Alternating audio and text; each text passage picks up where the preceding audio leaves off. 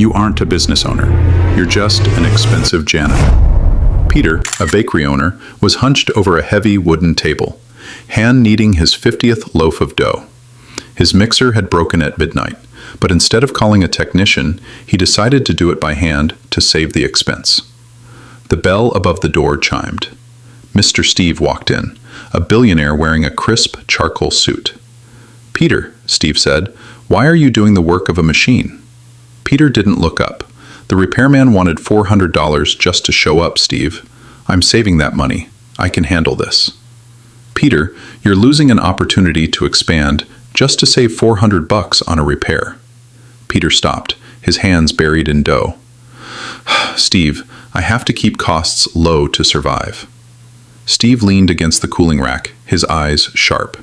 "No, your time as an owner is worth $1,000 an hour, spent on networking and expansion. Instead, you just burned 6 hours doing a job a machine can do for pennies.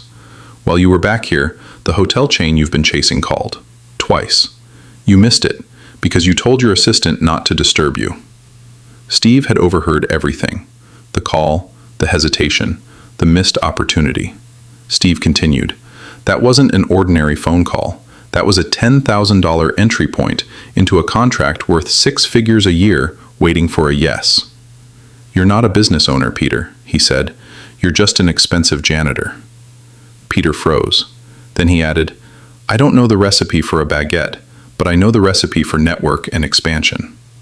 Peter pulled his hands out of the dough and wiped them clean. He picked up his phone, called the technician, and told him to arrive by 8 a.m. Then dialed the hotel chain and said yes to the contract.